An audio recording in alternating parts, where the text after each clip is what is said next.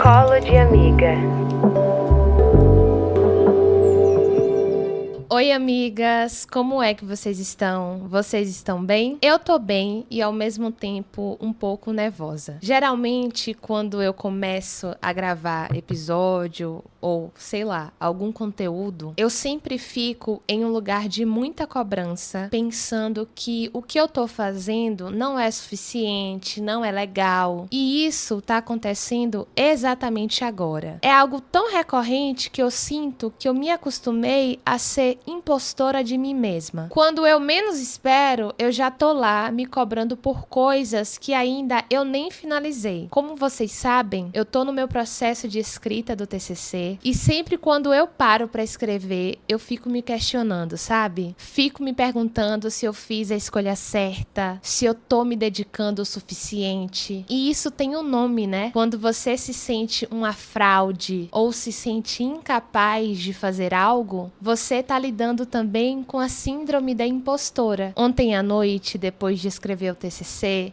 eu pensei, nossa, eu vou deitar, vou colocar uma playlist para que eu consiga relaxar e dormir mais tranquila. Finalizei a escrita do capítulo que eu precisava, deitei na cama, coloquei uma playlist e ao invés de dormir tranquila, eu fiquei pensando em tudo de errado que eu já fiz na minha vida. Tudo de errado entre aspas, tá? Sabe quando você tá indo dormir e de repente você pensa em uma vergonha que você passou lá em 2013? Isso é algo que sempre acontece comigo. E quando eu me dei conta das coisas que eu estava pensando, eu fiquei, meu Deus, Sofia, não é possível, com tanto de coisa boa e especial que já aconteceu na sua vida, você realmente só consegue focar naquilo que te destrói, né? Como facilmente eu me apego aos obstáculos do caminho e esqueço dos passos legais que eu já dei, sabe? E eu fico muito triste por perceber que a maior parte da minha vida eu agi dessa forma comigo, lidando não somente com a síndrome, né, da impostora, mas também com uma autocobrança exacerbada, onde eu não consigo me enxergar como humana. E eu já tenho falado muito disso aqui no Colo de Amiga, né? Como cada vez mais eu quero conseguir enxergar a minha humanidade. Eu sempre digo para minha psicóloga que o meu processo de autoconhecimento, ele vai na contramão. E isso para mim é muito interessante, porque foi a forma que eu aprendi a gostar um pouco mais de mim. Sabe quando você fala pra uma amiga que você tá muito triste ou chateada com alguma situação que aconteceu e daí ela fala pra você, nossa amiga, mas você é tão boa nisso, você fez isso que foi tão legal. O meu processo de autoconhecimento e de amor próprio, talvez, nunca foi reparando nas coisas legais que eu já fiz. Eu digo para minha psicóloga que eu vou nessa contramão justamente porque ao invés de olhar para minhas qualidades, eu olho para os meus defeitos. Mas ao invés de olhar para os meus defeitos, repudiando, recriminando, como sempre fizeram comigo, principalmente na infância, eu consigo olhar hoje em dia para cada um deles e entender que eles fazem parte de mim, sabe? E da mesma forma como as minhas qualidades não me definem, os meus defeitos também não. Eu amo aquela frase de Clarice, que ela diz que até cortar os próprios defeitos é perigoso, porque a gente nunca sabe qual é o defeito que sustenta o prédio inteiro. E como eu cresci ocupando muito esse lugar da filha que não dá trabalho, que tenta sempre solucionar os problemas sozinha, quando apontavam um defeito para mim, principalmente dentro de casa ou na escola, eu me sentia, amigas, a pior pessoa do mundo, sabe? E para começar a gostar um tiquinho mais de mim, eu nem falo muito, digo um tiquinho, no meu processo terapêutico principalmente, eu precisei olhar para cada um desses meus defeitos e entender que eles fazem parte de uma grandiosidade maior que sou eu. E eu sinto que cada vez mais sustentar essa minha grandiosidade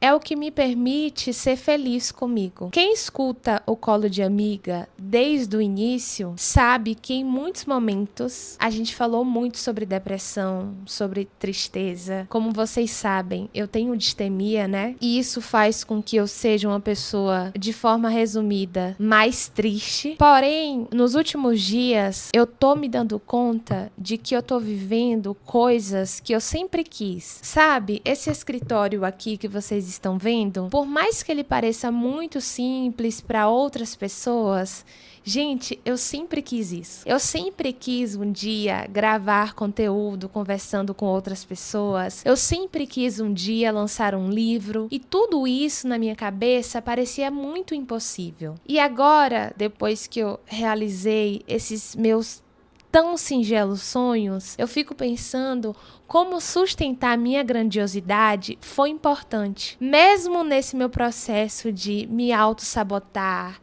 de ser impostora de mim mesma, porque eu percebo que eu não consigo me abandonar. Sempre que as pessoas falam sobre medo do abandono, é claro que eu tenho medo do outro me abandonar, mas eu tenho mais medo de fazer isso comigo. Eu já passei tanto tempo da minha vida me espremendo para caber em lugares que eu nem queria fazer parte, que agora que eu entendo que me espremendo ou fazendo o que eu quero, eu vou sofrer em algum lugar, a gente vai lidar com o desconforto.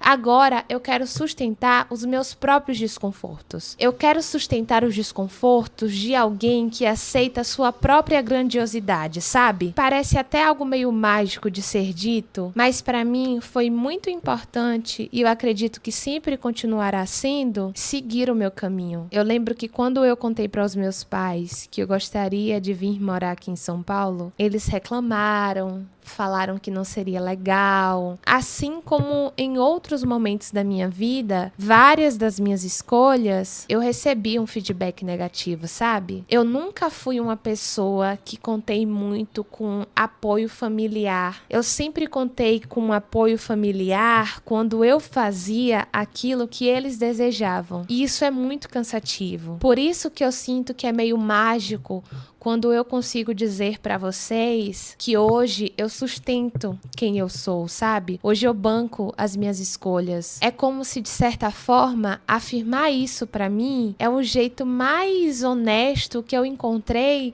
de abraçar a minha criança ferida. De abraçar não somente a minha criança, mas a minha versão adolescente e ainda adulta, que tentou fazer de tudo assim para poder suprir as expectativas. E nessa busca de corresponder, eu aprendi muito rápido a me cobrar da mesma forma que os meus pais, por exemplo, me cobravam. Quando eu pegava uma prova e tinha uma nota baixa, mostrar para o meu pai doía, sim, pelas reclamações, pela falta de perdão, que é muito cruel isso, amigas. Mas antes da reclamação dele, vinha a minha. E hoje, quando eu deito na minha cama para relaxar e não consigo, eu sei que eu só tô reproduzindo algo que eu aprendi que era o certo, sabe? E por isso que com todo cuidado eu vou tentando contornar esses meus pensamentos de ficar focando somente nos obstáculos e tento me lembrar das coisas legais que eu já fiz, que eu já vivi, que são muitas. Esses dias eu assisti um vídeo da Trace falando que quando o nosso cérebro,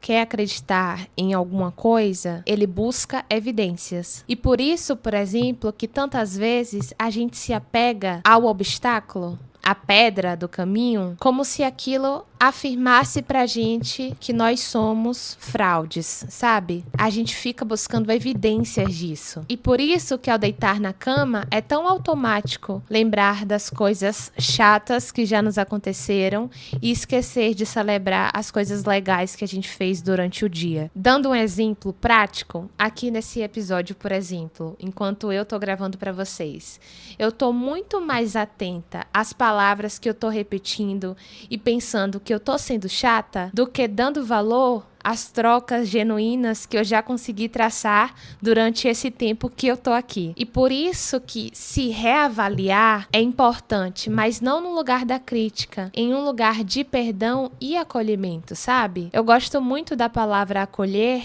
mas eu sou apaixonada pela palavra consolar. Desde muito pequena, eu lembro de mim assim, deitada na cama, buscando me consolar por problemas que só eu sabia, que eu nunca tive talvez talvez a oportunidade ou a coragem mesmo de desabafar com a minha família. E conforme eu fui crescendo, eu perdi muito desse hábito de me consolar assim com mais cuidado, com mais carinho. E agora que eu tenho prestado atenção mais em mim, afinal, amigas, tenho passado muito tempo sozinha aqui em São Paulo, ainda tô construindo as minhas amizades, vocês sabem. E nesse tempo de solidão e ao mesmo tempo de solitude, eu percebo que eu não quero ser impostora de mim, sabe? Eu não quero ser a minha inimiga, porque 24 horas do dia, quem tá comigo sou eu. Esse é um pensamento que me ajuda muito, assim, a assentar o meu caminho. É saber que mesmo com muitos julgamentos, ou julgamentos da minha mãe, ou julgamentos, sei lá, de uma pessoa desconhecida, não vai ser essa pessoa que vai acordar e viver a minha vida por mim. Quem vai fazer tudo, no final, sou eu. E já que sou eu que vou fazer, que pelo menos eu siga um trilhar que faça mais sentido para o que eu quero. Um desabafo sincero aqui com vocês, mas, por exemplo, quando eu faço vídeo ou episódios tocando em assuntos mais familiares assim, eu sempre recebo algumas mensagens da minha própria família, com umas indiretas, sabe? E me machuca. Eu não vou negar, amigas. É algo que realmente toca muito em mim.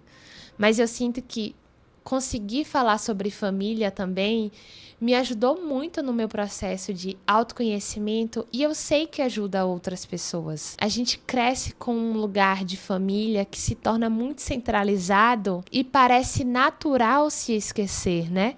Parece natural se abandonar em prol do outro, em prol daquela relação ali. Mas a gente não pode esquecer de sustentar nossa relação com a gente e reaprender também como se relacionar consigo mesma. Muito da forma como a gente se relaciona e se enxerga é baseado naquilo que a gente aprendeu, sobretudo na infância. Por isso que quando os nossos pais falam, nossa, Sofia é muito tímida, esse marca muito o nosso imaginário, né? Nossa, Sofia é muito mentirosa. A gente, quando criança, escuta uma frase dessa e já toma como verdade. Por isso que crescer e se conhecer é primordialmente, assim, desaprender tudo o que te ensinaram sobre você. Ainda bem que a gente pode reaprender mais sobre a gente e sustentar as nossas escolhas, sabe? Eu tô falando sobre sustentar e bancar as nossas escolhas, mas eu compreendo que é um processo muito longo, que pra mim, por exemplo, levou basicamente 5 anos, que muitas vezes quando eu tava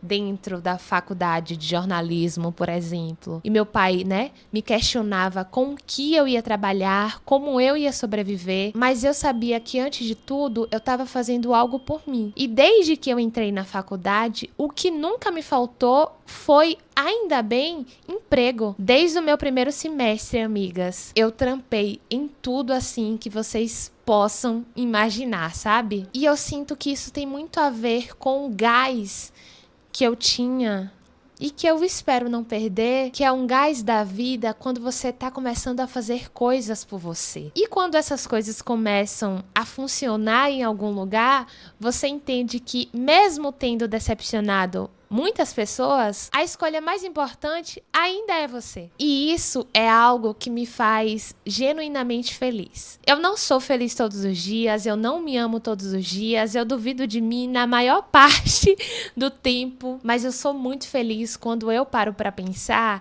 que eu fiz as coisas que eu queria por mim. Mesmo várias noites que eu chorei pensando que eu era a pior filha para os meus pais, a pior irmã para o meu irmão, a pior amiga, eu tenho essa sensação assim muito dentro do meu peito de que eu ando de mãos dadas comigo, sabe? É claro que a motivação disso não é a mais bonita, né?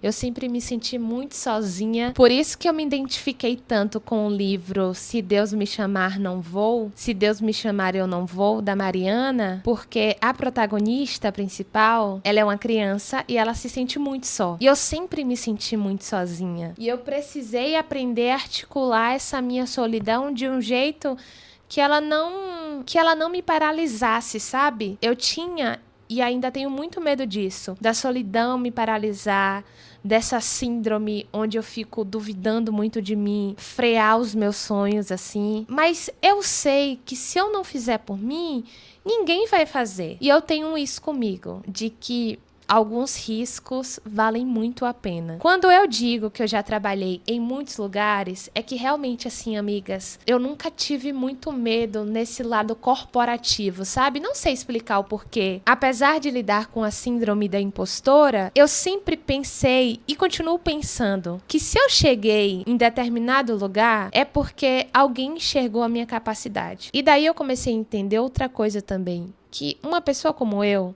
que não nasceu em berço de ouro, e assim, né? Não sou uma pessoa privilegiada, sempre foi muito claro dentro da minha cabeça que eu precisaria correr atrás das coisas que eu quero, sabe? E quando eu entendi que se eu não fizesse isso por mim, ninguém iria fazer, eu comecei a bancar um pouco mais essas minhas escolhas. E daí, mesmo quando eu não sabia, por exemplo, alguma coisa em específico, eu me esforçava para aprender. Eu lembro que eu tenho uma amiga, ela já foi minha chefe. Ela me contratou para ser social media da agência dela. E aí, quando a gente foi fazer a chamada, o link que ela tinha me mandado para fazer entrevista tinha dado erro.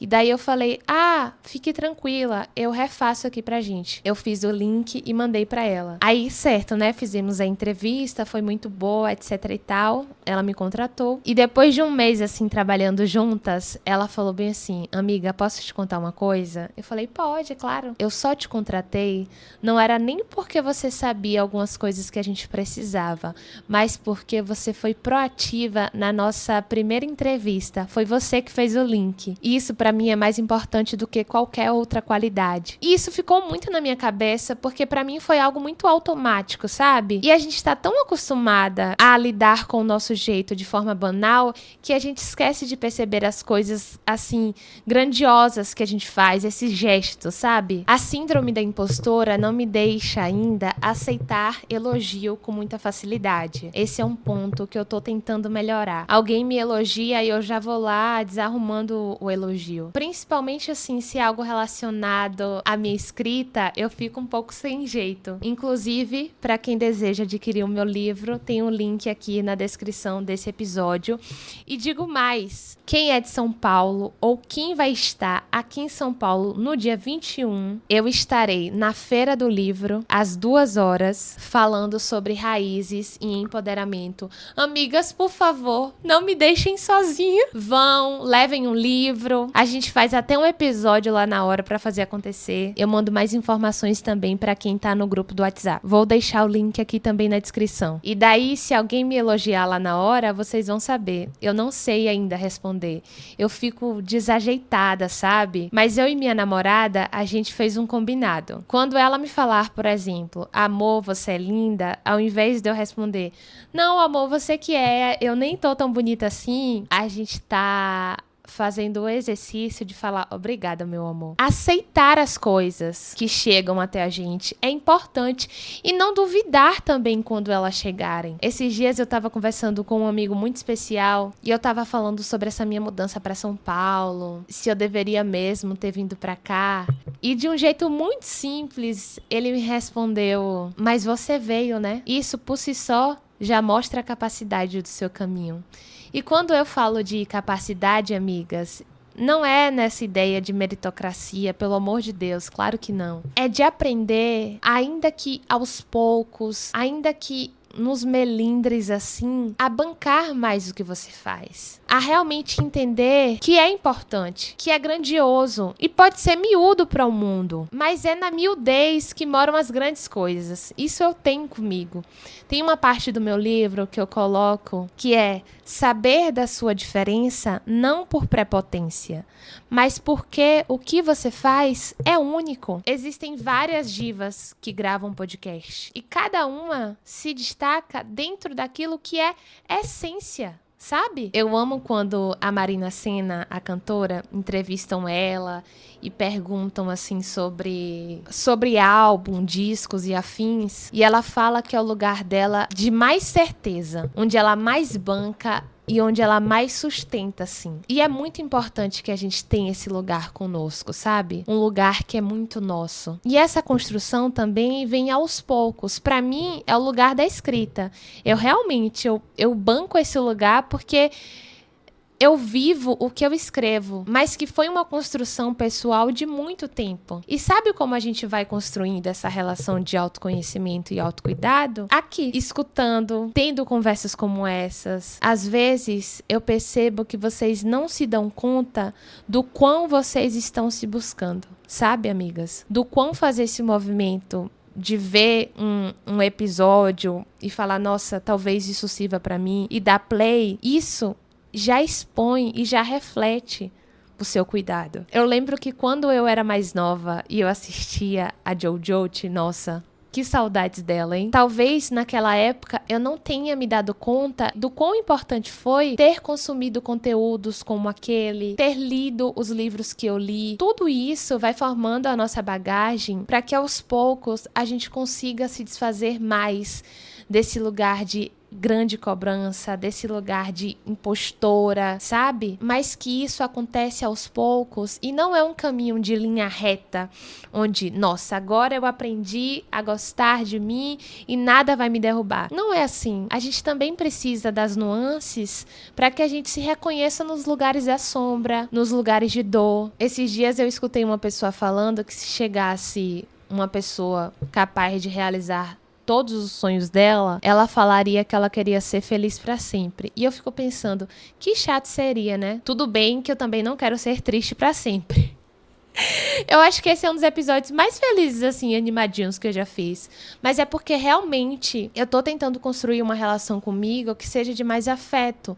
Principalmente agora que eu tô me sentindo muito sozinha em São Paulo. Eu evito fazer algumas ligações para minhas amigas da Bahia, até mesmo para não lidar tanto com essa saudade. E daí eu fico percebendo o quão eu tô acostumada a me colocar pra baixo, sabe? A ser minha inimiga, assim. E já que eu tô tanto tempo comigo, que pelo menos eu construo uma relação de mais cuidado. Que eu possa me consolar, como tantas vezes eu já fiz na minha infância. E eu sei que quando eu paro pra gravar um episódio como esse e tenho trocas genuínas com vocês, é isso que eu tô fazendo. Muito, muito obrigada pela nossa troca. O Colo de Amiga é um dos lugares mais importantes da minha vida. Antes dos conselhos, não esquece de favoritar o podcast e comentar aqui o que você achou. Sophie, já faz alguns dias que me sinto muito cansada e queria saber o que você costuma fazer durante esses períodos. A primeira foi aprender a descansar com intencionalidade. Realmente, assim, programar um dia, uma atividade, pensando estou descansando, até mesmo se for para fazer nada, sabe? Que tenha intencionalidade naquilo para que fique registrado que é um momento de descanso, de lazer, para você não ficar ocupando com coisas de trabalho ou tentando adiantar outras coisas só porque você está com aquele tempo livre. Aquele tempo livre é para você descansar e se reconectar. E outra coisa que me ajudou muito é fazer uma atividade oposta do seu trabalho. Por exemplo, eu trabalho muito com celular, com computador, com tela. Nos meus momentos de descanso, o que eu busco fazer? Uma tela que eu não mexo muito é a televisão. Então, quando eu descanso, eu assisto filmes e coisas assim na televisão. Eu busco ler mais. Eu tô até pintando aquele caderninho, sabe? Mas fazer atividades opostas. Por exemplo, a minha namorada, ela trabalha em hospital. No momento de descanso dela, ela adora ficar vendo TikTok. Mas eu não tenho condição, porque eu já consumo TikTok no sentido de trabalho mesmo. Mas que você consiga descansar mais vezes, amiga. E não esperar chegar ao seu limite para fazer isso acontecer. Eu sei que cada uma lida com um recorte e uma vivência distinta, mas que dentro da sua possibilidade, da sua realidade, você consiga tirar um momentinho para si. É isso, amigas. Espero que esse episódio tenha sido um colo para vocês, assim como foi para mim. Um beijo e até semana que vem.